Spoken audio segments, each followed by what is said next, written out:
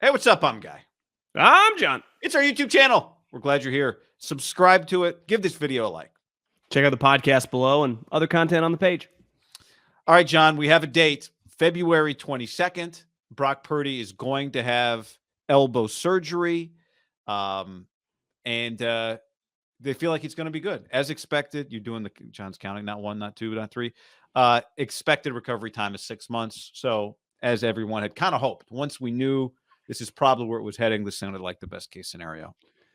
To me, the most interesting part about it is that he doesn't just start at 6 months. It's that starting at around the 3-month mark, he starts rehabbing back, which is usually like when you hear so-and-so is going to take 8 weeks or 3 months. That usually means they are then healthy enough to start working their way back, right? Mm-hmm. And that's when Kyle mentioned that in the post press conference with him and Sullen Kyle and Happy John.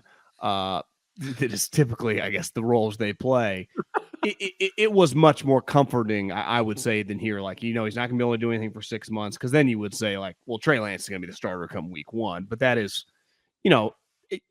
these timelines, I would say, in sports can be iffy just in general. Like, it's either 2 months or 8 weeks or 6 months. Like, we'll see. But if by month 4, it's like he's throwing, I think they will feel very, just like consistently throwing, feel very good about the situation he's in, right? Yeah. Trey's an example, right? Trey needed a second surgery. Yeah. This is, and the report was they'd considered no surgery. They'd considered Tommy John surgery, which would have been a year. What he's getting is what Nick Mullins got a few years ago. And, I think what the Niners all along expected that he would end up getting. And, it puts him back somewhere around the beginning of camp in late July. So, we talk about Trey, that there is a window for Trey to just to be the guy throwing passes to people. Yeah.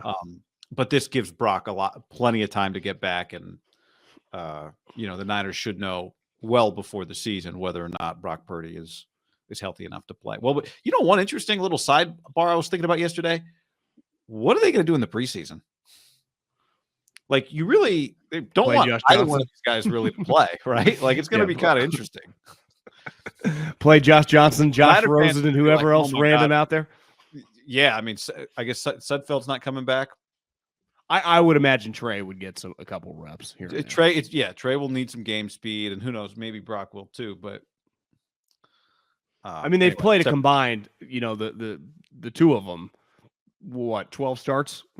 I mean, they don't have their start level overall is like Tom Brady had more starts last season than they both have combined. Tom Brady probably has almost twice as many seasons as they have starts. Yeah, and Tom's phone, you never know. But this is, I do think it's pretty clear that they're going to.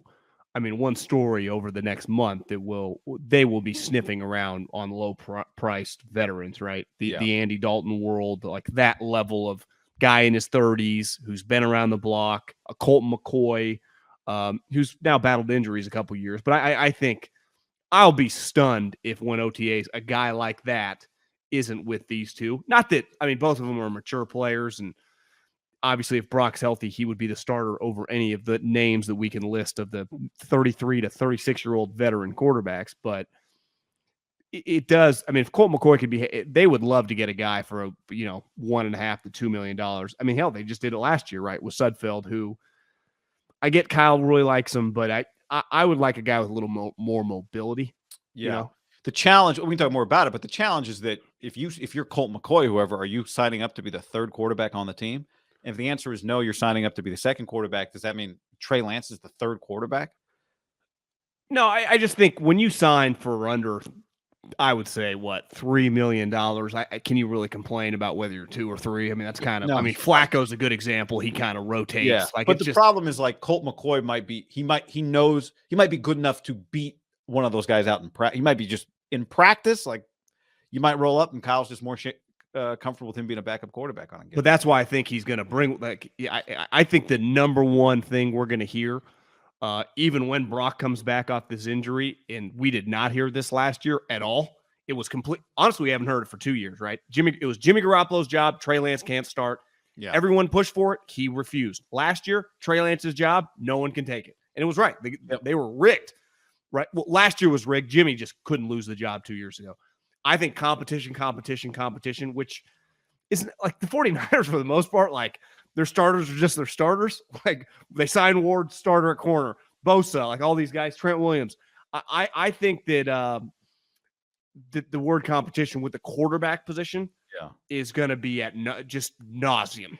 And to put the finishing on this conversation, the good news is this surgery puts Brock on schedule to have basically a full competition, to be healthy enough to let the whole thing shake out.